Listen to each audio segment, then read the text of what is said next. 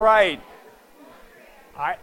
As many of you may have noticed, I emailed you back scores on the midterm exam from Friday, shortly after the scanning people managed to scan it this morning. The average score was about, the median score was about 23. Average was lower, more like high 21s. The questions are all hard, or at least all challenging, with the idea that if I make the test, if I make the test too easy in order to have the scores, the scores be up there in the 90 percentile and above as an A, 80 percentile and above as B, that kind of territory, one mistake has real consequences. So I make all the questions challenging. People's scores spread out much wider than. If you missed a few, don't worry about it. If you missed a lot, okay, it's an issue. To an extent, this is a wake-up call for those of you who are struggling or struggled on the exam. It's affirmation for those of you who did very well but don't coast. Inertia, I guess, doesn't apply to classes. Anything else? I have my office hours this afternoon and on Wednesday morning, so come and talk to me if you've got things on your mind. Once all the makeup exams are done, I'll return your booklets and post solutions and so on. That should happen on Wednesday. Any questions or global issues? All right. So last topic we were working on was zero graphic copiers, which I hope at this point I've conveyed a pretty good understanding of to you. I did leave at least, well, one or two demonstrations behind, so I want to go resurrect those and just to show them, because they're mostly because they're interesting. I'm going to zoom in on this structure here. I just want to point out this device here is another static generator, similar in some respects to the big Van de Graaff generator that I kept having over on the left side of the table.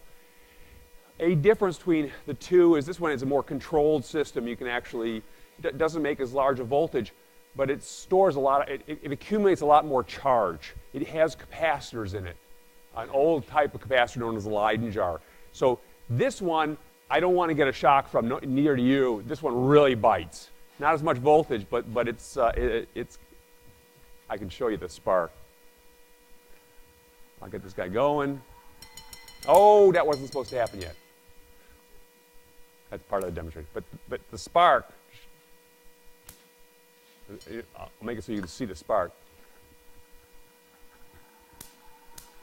That one bites. So if you play with this guy after class, be careful. No touching the wires. All right, the demonstration, which we'll zoom in on, just so everybody can see it. To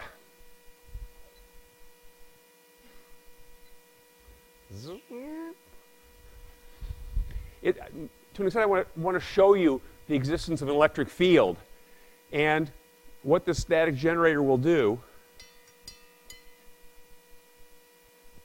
Come on. The static generator can do is it will put a very large positive voltage on one side. Officially, by convention, red is positive, black is negative. This is just a long-standing convention among scientists and engineers. It may or may not be accurate in this case. I'm not sure we've checked to make sure that the convention is being followed. But in any case, one of the plates will have a large accumulation of positive charge when I give that thing a crank, and the other will have a large accumulation of negative charge. And when you have a lot of positive charge accumulated, its voltage, as you keep doing work on it, adding more charge, the voltage goes up, right? A lot of accumulated positive charge has a positive voltage. Everything else being simple around it. And a large accumulation of negative charge has a large negative voltage. Yes, it's got lots of energy, but the energy is there in negative charges, so if you put a positive charge there, it actually is happy rather than wanting to leave. You have to do work to take it away, so the voltage goes down to large negative voltage. So you have a big difference in voltage. High voltage on one side, very low voltage on another. There's a gradient in voltage in the space between those two plates, and that gradient, that smear of voltage from one value smoothly across space to another, is an electric field. So there's an electric field in the middle of these two plates, once I crank it, and any charged object placed in that field will experience a force. It'll be pushed If it's positively charged, it'll be pushed towards, in the direction of the electric field, and that is towards lower voltage. And if it's a negative charge, it's pushed opposite the electric field, and therefore towards higher voltage. And what that little ball will do is it will pick up some charge. And suppose it's positively charged. Once it's positively charged, it's pushed with the field from high voltage to low voltage, and it'll go and smack the low voltage surface. When it does, it will stop being positively charged because it has just touched something with a huge accumulation of negative charge. The ball will become negatively charged. It will now be pushed opposite the electric field, and it will rush toward the positively charged high voltage plate and back and forth. So I'm sort of talking this to death before showing you. You already heard it happening, but let me give it a crank.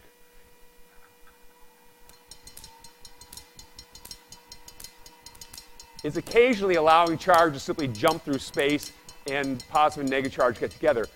But that little ball, each time it's positively charged, it rushes over towards the low voltage negative plate. Each time it's negatively charged, it rushes over to the positive charge and back and forth, and it rings the bell all day. You okay with why this happened? So it's basically moving in the presence of the electric field, picking up charge, moving in the presence of the electric field, and back and forth. One other thing to show you with these plates, actually, before I zap myself, let me get rid of the charge. A candle flame has lots of tiny little, I'll hold up, tiny little carbon particles in it. You wonder, why is a candle flame sort of glowing yellowish? Well, it's glowing yellowish because in the middle of the flame are tiny particles of carbon, basically unburned. It's made of wax, and the wax partly burns and partly carbonizes, and the carbon particles eventually burn, but while they're intact as carbon particles, they get so hot they glow. They're incandescent. That's the meaning of incandescent, is to emit light because of temperature. So those little tiny particles are so hot, they glow, and the hotter they get, the more their color shifts towards into the red, out of the reds into the oranges, and finally into the greens and blues, and begins to look white. Candle doesn't get hot enough. The candle flame particles don't get hot enough to glow white, truly white hot. They glow in that temperature range, lower temperature range. That's the color of hot objects at about 1800 degrees Celsius, if that means anything. So those are tiny carbon particles you're looking at. Same thing with this. This guy's, those are little carbon particles too. Anytime a flame is a little bit short on oxygen, these things tend to carbonize and glow carbon. Those little carbon particles, in addition to being very hot, tend to lose electrons, and consequently they tend to be positively charged. Some fraction are positively charged. And if you put positively charged particles in an electric field, the electric field pushes on them. So there's the candle flame burning happily, and as I turn on the electric field by static charge, I distort the flame. Can you see the flame's out of whack now? Sometimes I can put it out. Can I get it? I didn't get the flame out, but I certainly got it distorted. It's being pushed toward the negative terminal because they're positively charged particles, and they're going towards the one that is labeled the wrong way, but that's all life. Okay? Can you see this distortion? Is that okay? Or I'll leave it. The other thing is the movement of those charged particles is discharging the static system, so we're not accumulating very much charge. In fact, there's nothing here. The candle is spoiling our ability to store a lot of charge. Any questions about? Yeah, John. Yes? Yeah. John's observation is that I said that red is the convention for positive and black is the convention for negative, and yet the positive particles in the flame were going towards what was labeled as positive. We got the cables backwards. That's actually the negative low voltage side. Just made a mistake. I think this is one of those 50-50 coin tosses, and we lost. Other questions? Okay. So, having talked then about a lot about static electricity, electricity that's not going anywhere for the most part, we're going to start to let electricity move. We don't call it dynamic electricity, just call it electricity. And the simplest venue in which to look at electricity, like, well, the one that I think of is flashlights. Long ago, flashlights were pretty simple. They had a little incandescent light bulb in them. Thank you. Thank you, thank you.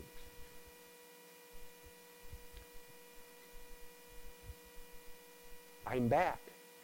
Long ago, they had a little light bulb in them, shades of Edison, a hot filament that glows with incandescent light.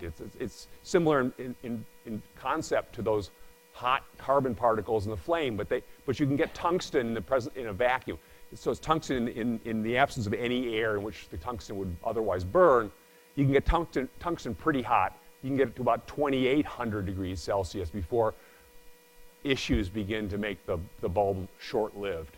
So incandescent light bulbs been around for 130, 40 years, something like that, but they're about to die. I mean, you've probably discovered that incandescent light bulbs are becoming rare. They're going extinct. So flashlights as a topic has changed enormously. A lot of modern flashlights are no longer hot filament incandescent light bulb flashlights. They're light emitting diode, LED flashlights. And so my story has to change to match it. So you'll see, we'll sort of look at both issues. I'm not going to tell you how, I will tell you how an incandescent light bulb works a little bit. What I won't dwell on is how an LED emits light, because it's much more sophisticated how it produces that light, and we'll get to that down the road. That's in our future.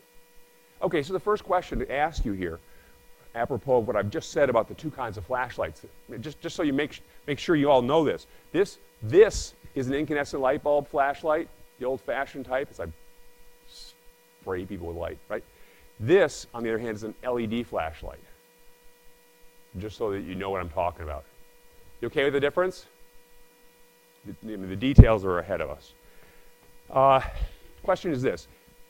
You put flashlights, you put batteries in these flashlights. If you put the batteries in backwards, so in both those cases, the batteries are in there. I can show you, they're hiding there, these guys, right? D batteries, again, I hope you still know what a D battery is.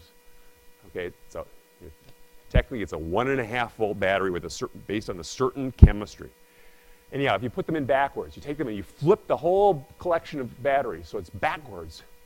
The question is, will the light bulb flashlight still work, and or will the LED flashlight still work? You okay with the question? So we'll reverse the batteries. How many think that if you reverse the batteries, so A here, that they will both still work? How many think that only one of them will work, but it's the light bulb one that will work? How many think that only one of them will work, it's the LED one that works? And how about that neither of them will work? All right. The low point in voting was I think, the correct answer. I'll show you, okay? I could put it off, but I'll show you. So this is the incandescent light bulb flashlight. Sorry. I'm going to reverse the batteries. There are two of them in here, so I have to get them both. I take both of them, and I'll put them both in backwards. Reverse of what they were originally. And now, still works. So the battery that has a light bulb in it doesn't care about the orientation of the batteries. The flashlight, yeah, flashlight with the battery. Doesn't care. Is that okay? I mean, it's an observation. How about the one that involves LEDs? So it's working now. And if I reverse the batteries, to be fair, I have to insert a little piece of metal because the batteries themselves, their shape makes it difficult for the contacts to all work right. So I put a little piece of metal in here to be legit.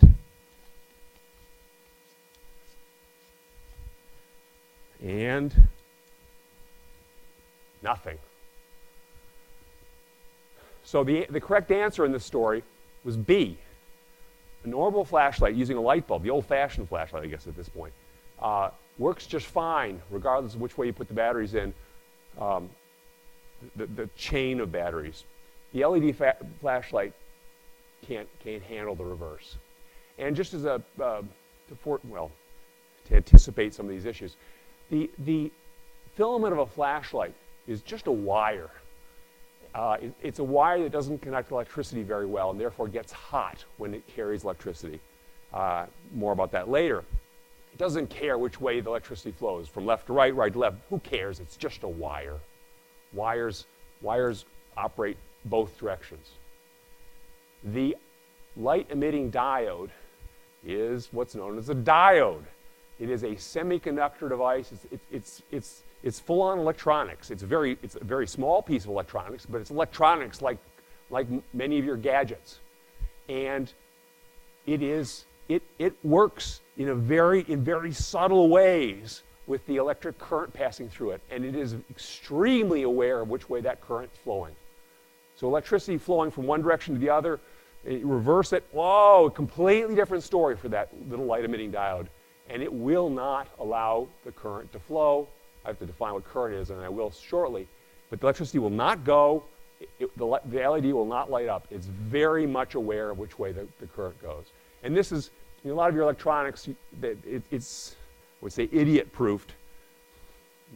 Not meaning to be pejorative, but, we all just take for granted. You slap it together and it all works. If they were not careful and allowed you to put things in backwards, your stuff wouldn't work. It's your cell phone, for example, absolutely needs current going through it the right way. And it's engineered so you can pretty much not screw it up. All right, so we'll take a look at mostly today at the old-fashioned filament-based light bulbs that don't care about which way the electricity flows. Okay, so some observations about flashlights. Obviously, when you switch them on, they emit light. Question of sort of where the light's coming from and what's powering it. That's in our future here. Brighter flashlights often have more batteries. So you know that to some extent it's the number of batteries. To some extent it's the size of the batteries. They're all involved in getting your flashlight to be brighter. Now with the LED flashlights, you can get some pretty bright flashlights in a pretty small space. So it's not quite so obvious that the batteries are important. Certainly you do notice that flashlights get dimmer with time. The more you use a flashlight, something is running out.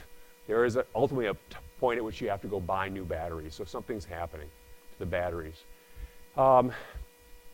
Sometimes with flashlights, they get bad connections inside. Something you may have encountered with things outside of flashlights, but sometimes flashlights aren't very bright and you smack them a bit. I don't know if people still do that. I mean, this was part of life when I was a kid. The flashlight's dim. What do? You pound it a bit to improve all the electrical connections, and it brightens up. So there's physics behind that notion too. Okay, so my series of questions to pursue regarding flashlights, just following the whole process of why does it light up at all, and where is the energy coming, and where is it going, and things like that. So the first question is, why does a flashlight need both a battery and a bulb? And they both serve purposes. The batteries are the source of power, specifically electric power, that operates the bulb, and the bulb in turn uses that power to produce a steady stream of light. And this, understanding how a flashlight works, I promised you long ago that following the movement of conserved quantities is often a great way of elucidating the whole story, seeing how things actually are working. So we're really going to follow energy around. And batteries are where the energy I have in mind starts. When those batteries were manufactured, the manufacturer put into the batteries a supply of chemical potential energy. So they refined certain chemicals, put them inside the batteries, and the batteries now are chock full of energy in the form of the interactions between atoms and electrons and so on that is storing energy. During use, that chemical potential energy is transformed into electrostatic potential energy. the energy between charges. And in an ordinary battery, what happens then is the battery separates, it creates an accumulation of negative charge at one end and an accumulation of positive charge at the other. The result is a difference in voltage between the two ends. There's energy stored in this separation of positive and negative charges. And so that energy now is available for something to use. The bulb uses it. The bulb uses that electrostatic potential energy to heat up a little piece of metal, the little filament of the bulb. It gets so hot that it begins to glow with incandescent light, with light that's emitted because of the temperature of the metal. The detailed story of that emission of light is part of the fall course. But hot objects glow. In fact, every object glows. It's just as they get hotter and hotter, they glow with more visible light and finally whitish light and beyond. What else? Since this yeah.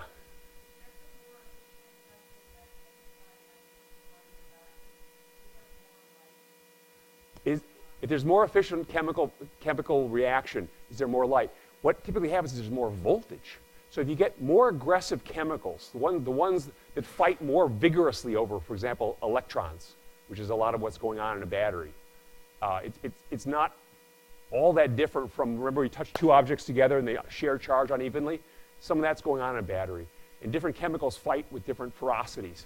And the lithium chemistries, which have become very common in recent years, I mean, you guys don't remember the appearance of lithium batteries, but I do. Prior to a certain point, nobody had lithium batteries.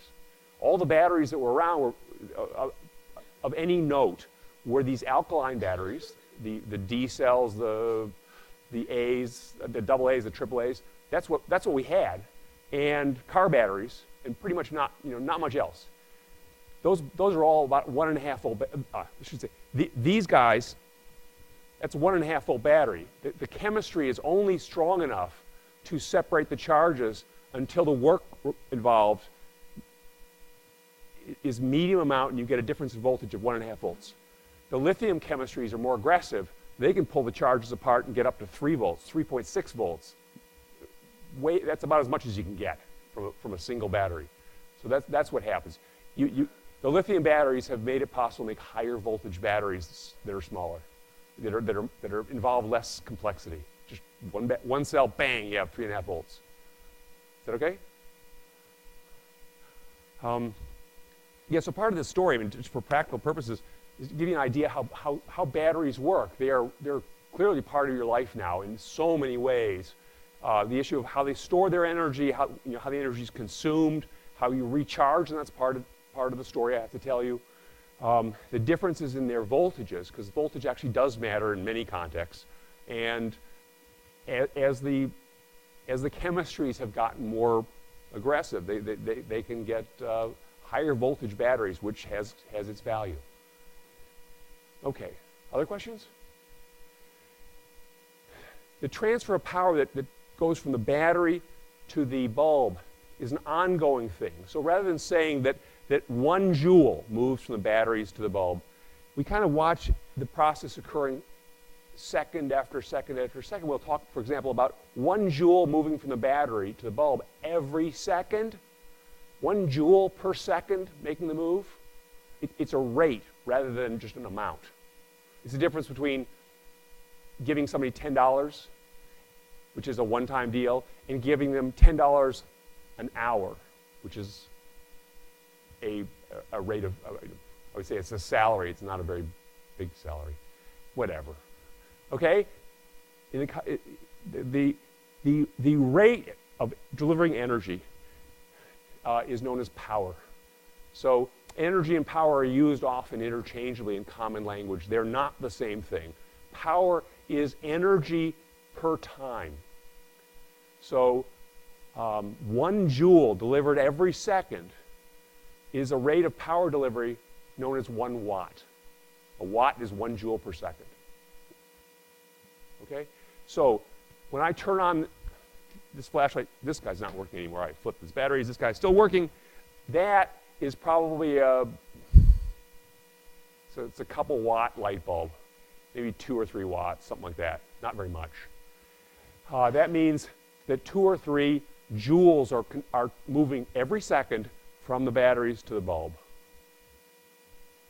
So just to put it in context, you know of it from around the house, an old-fashioned 100-watt light bulb, again, going the way of the dodo bird, that consumed 100 joules from the power company every second.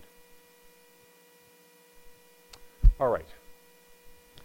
So I will try to use the word power and energy in the proper context from here on. I screw it up myself sometimes. Oh well. Okay, so a battery, the way I think of a battery is as a chemically powered pump. So it's like a water pump. And actually there's a lot of analogies between the world of electricity and the world of water delivery. So a water pump takes water from a low pressure place, for example, a stream, and it pushes that pump and pushes that water, does work on the water, and increases its pressure for delivery to something else, or to come spraying like crazy out of your shower. As the pressure of the water increases, the energy per drop in that water also increases. It's a long story, and it's a story for the fall, but high pressure water has energy that low pressure water doesn't have. So a water pump takes water and moves it from low pressure to high pressure, giving it energy per drop. Correspondingly, a battery is a pump not for water, but for charge. It takes charge from low voltage, and again, when I say charge without any modifier in front of it, it's positive charge. It takes positive charge from low voltage, and it pumps it to high voltage. It may not be very high. It may take it from 0 volts and pump it to 1.5 volts. That is what one of these D batteries does. Right now, that bottom is at 0 volts, and it is right now because I've connected it to the earth. That's 0 volts down there. It has pumped charge, again, positive charge, from that 0 volt end to the top, and it's sitting up there at 1.5 volts. So this is 1.5 volts at that location in space right there at the tip, as opposed to 0 down at the bottom. And if I put 2 of them, one on top of the other, in a chain, the second battery does the same trick, and there's 3 volts at the top. So it goes from 0 to 1.5 to 3. So there's a voltage difference there. Questions about that idea? That pumping process involves the fighting of chemicals over electric charges and all that kind of stuff. It does consume, because moving charge from low voltage to high voltage involves doing work on it, pushing it against an electric field. If there's high voltage at the positive tip and low voltage at the negative, each positive charge you try to carry across the divide hates this process. And it's like, wait a second, you're making me go up and join other positive charges? I don't like that. I want to be back with those negative charges. They're attractive. So it takes work the whole way. That consumes chemical potential energy that was put in by the manufacturer into that battery. It's gone. It's not available again. What else? The chemistry of most of these alkaline batteries, it's about 1.5 volts. It's about all they can do in the way of pumping. So those batteries, if they started with no charge on either of their terminals, those exposed surfaces that are the power connections, if they start with no voltage difference between them, the pump kicks into action, the chemical pump. It begins to move positive charge. Initially, it's easy. Woo! There's no repulsion, no attraction. The positive charge moves very easily. But as more and more positive charges accumulate on the positive terminal, the repulsion gets stronger. Furthermore, the attraction back to the negative terminal gets stronger, and then each additional charge gets harder and harder to pump, until eventually the chemistry just cannot move another charge, at which point the chemical pump stops, and you just sit there with with a voltage difference on the 2 terminals of the battery. That's 3 volts. That's 1.5 volts for the alkaline batteries. It's vicinity of 3 or even more than 3 for the lithium batteries. They're better pumps. they can move the charge across a bigger difference in voltage by shoving it harder. Stronger electric field. All right. Can you picture how batteries working then? Moving charge, pumping it from low voltage to high voltage. That is, do I have it on this one? Yes. That I call, or it's generally called, a voltage rise. When charge moves from low voltage to high voltage, an activity that requires the investment of energy in that charge. The charge doesn't like this. You have to shove it from low voltage to high voltage. That's called a rise in voltage. And associated with that is a rise in energy. Okay, so that's the battery. Not surprisingly, we're going to get the reverse with the light bulb. What else with this? My analogies. It's like a ski lift or a water pressurizing system, both of which are pumps. A ski lift, like for downhill skiing, it's a pump for skiers. It takes skiers from low energy, which is to say down low. It shoves them up the hill to put them at high energy. It's high gravitational energy, packs them full of gravitational energy. They can go do stuff now they couldn't do before. It consumes energy in the process. So a ski lift is a pump for skiers. A water pump is a pump for water. A battery is a pump for charge. Just trying to give you things to visualize because it's hard to see charge. You can't watch it pump. All right.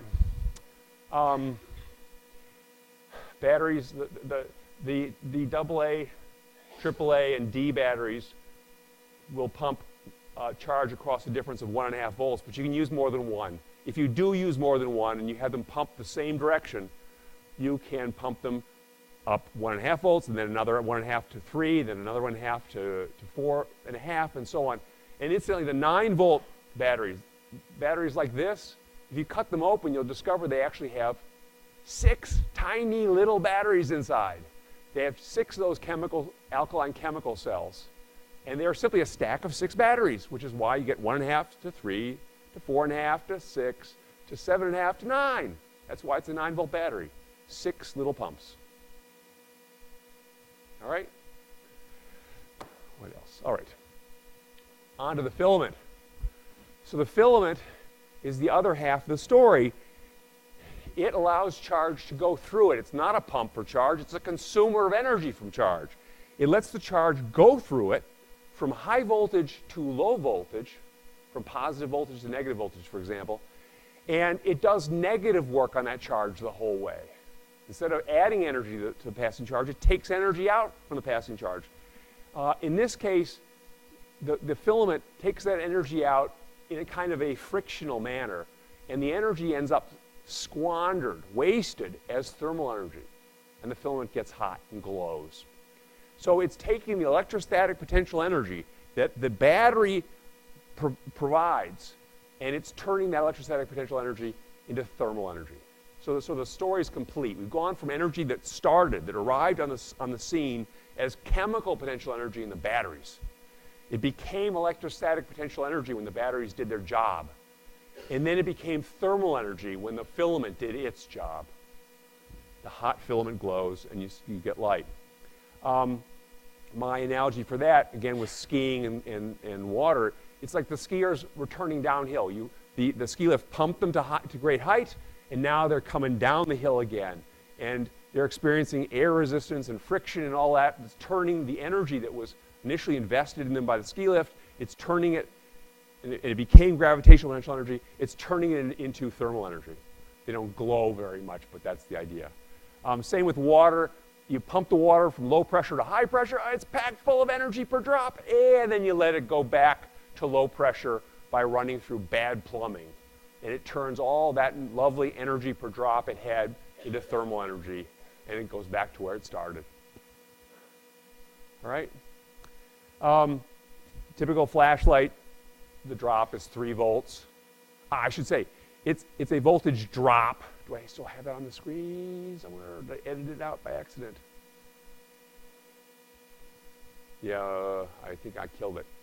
Anyway, just as there is a voltage rise in a battery where it takes charge from low voltage to high voltage by pumping, in a filament there's a voltage drop. It arrives at high voltage and it gets lower down to low voltage, giving up energy and doing interesting things like making the filament glow. So voltage rises are sources of power, voltage drops are consumers of power. The filament just being one of many possibilities. All right. The symmetry is kind of cool. You got the batteries on one side giving the current, giving the charges power. You've got the filament on the other side taking power out of the charges. Why does the energy only go that way, from the batteries to the light bulb? Why can't it go backwards? Why can't the energy why can't it go backwards? Leave it at that. You okay with that question? Why is a flashlight sort of a one-way street here? Power going from one to the other and not backwards. First choice would be power can only flow forward in a flashlight. How many think? Okay. How many think that a light bulb consumes the electric charges too? They're gone. Nope. Charge is conserved. It can't. The light bulb can't consume electric charges anyway. Third one, disordered energy cannot become ordered energy. Yay! I won't even ask the next one. I don't even know what did I put in there. It's hard to find it's hard to find good wrong answers. Yeah, the one-way street aspect of this comes about that because once you've taken ordered energy, as is present in chemical form in the batteries, as is present as in electrostatic form on the terminals of the batteries, once you turn that energy into thermal energy and chop it up into lots of little pieces, you're done. You're statistically prevented from going backwards. You cannot gather that thermal energy back together and turn it into chemical potential energy again. It's gone. So that makes this a one-way street. Running these things backwards, there's merit in running stuff backwards often. Recharging batteries, as we'll see in a little while, involves running the battery itself backwards, but you can't do it starting with thermal energy. You have to start with something that's orderly to run the batteries backwards and recharge them. Thermal energy is always the waste bin of energy. All right, so how does power flow from the batteries to the light bulb? I keep talking about charges and charges moving and stuff like that, but so let's pin that down better. We know that charge is an amount of something. It's an amount of this conserved quantity charge. But as charge moves steadily through wires from one place to another, rather than talk about the overall amount of charge that's moved, we need to pay attention to time. And that is that in 1 second, maybe a coulomb has made the move from the positive terminal of the battery to the light bulb. In another second, another coulomb will move. In another second, another coulomb charge will move. Well, let's stop talking about individual coulombs and individual seconds. Let's just say that every second, 1 coulomb of charge moves. That's 1 coulomb per second. That is a unit or a physical quantity known as current. Current is charge per time. It's how much charge makes a move every second, for example.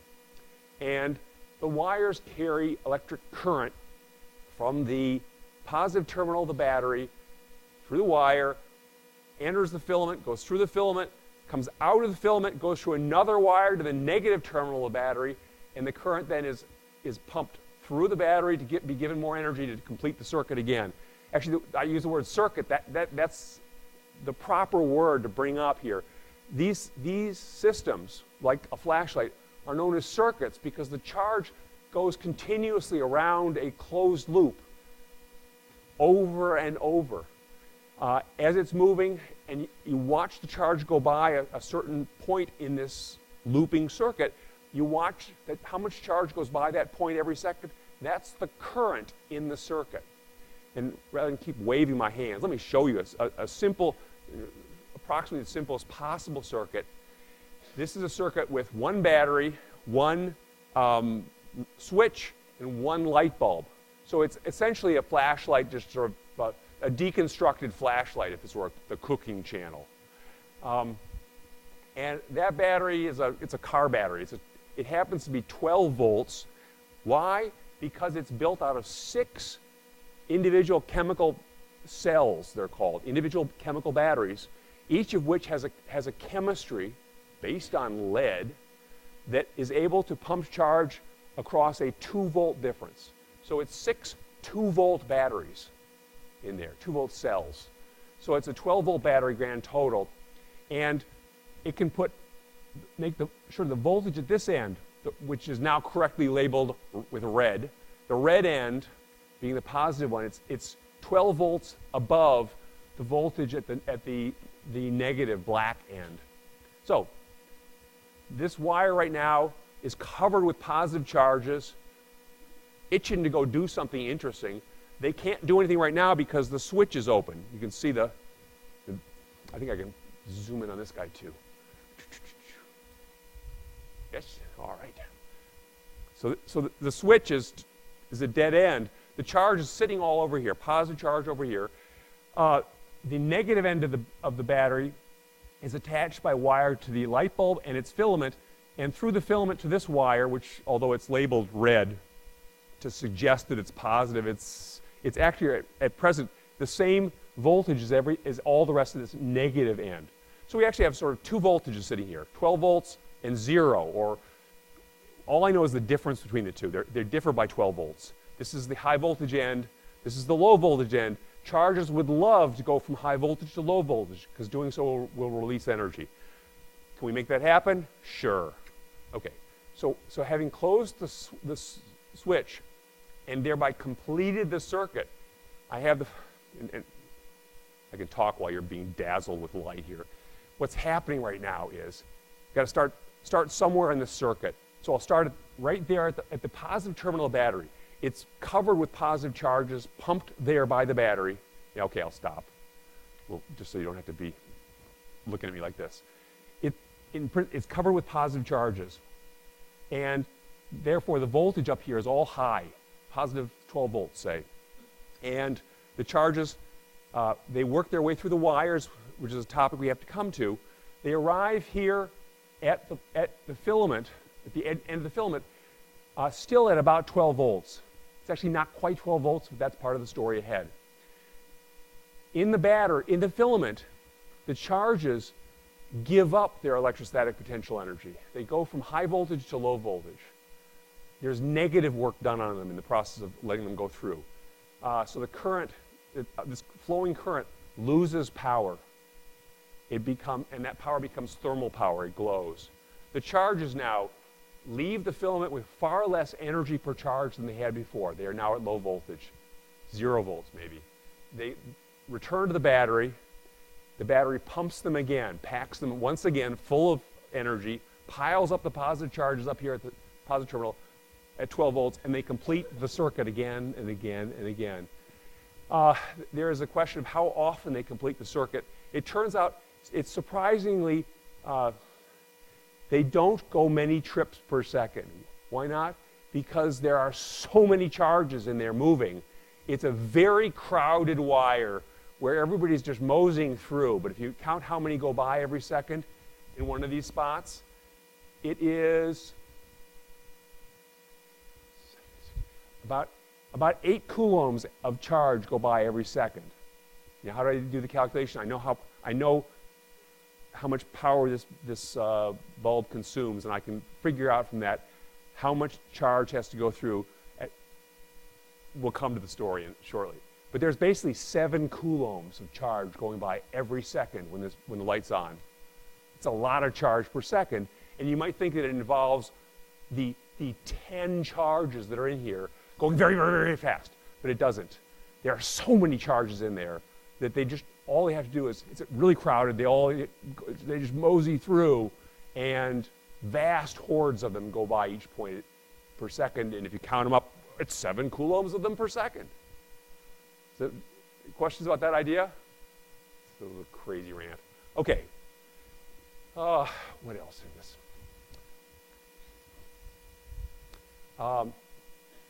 About current. Current, again, is the amount of charge going by a point per second. And the standard unit, it's the charge, how many units of charge are going by per unit of time. The unit of charge is the coulomb. The unit of time is the second. And this is in the metric system. So the unit of charge per second, charge per time, which is the unit of current, is the coulomb per second. I hope I made that followable. So the metric unit of current is the coulomb per second, which is given its own name. It's called an ampere or an amp. So if you've seen mention of and this shows up in common language, of amps or amperes in some power circuit or something like that, that's what I'm talking about. It's the coulombs per second going by. And I was saying that about 7 coulombs are going by per second when that switch is turned on. That's about 7 amps or 7 amperes that are flowing in that circuit. Wires are rated in amperes, so that if you try to send too much current through a given wire, you run the risk of having that wire become hot like a filament, and so you don't want to do that. We'll talk further about that down the road. Typical household currents associated with the power line plug-in are a couple of amperes in a wire. You do not want 100 amperes trying to flow through your extension cord. That's too much. It will overheat. In fact, it will probably just go off like a flash bulb. All right. Last thoughts about, a few last thoughts here with current. As you know, electrons, because of Ben Franklin's unfortunate choice, electrons are negatively charged. And the main carrier of electric current in almost every context is electrons. So what's moving through the wires when I close this circuit is actually electrons rushing through those wires, not positive charges. Well, given that that's a really awkward realization, and given the fact that it's very hard, it was very impossible for Franklin, for example, to know what was moving through wires, we can just make up a fiction. So that instead of following the real situation, which is when I close this switch, electrons piled up here on the negative terminal of the battery, where they hate to be, rush through the wire, go through the filament, go through the switch, and return to the battery's positive terminal. That's reality. That's what's actually happening. Electrons are going from the negative terminal through everything to the positive terminal of the battery. The battery then pumps the electrons down to low voltage, which is horrible, a horrible notion, to do the circuit again. That's the reality. What do? We pretend. We pretend that it's actually secret positive charges going the other way. So we don't call them anything. They're not obviously not electrons.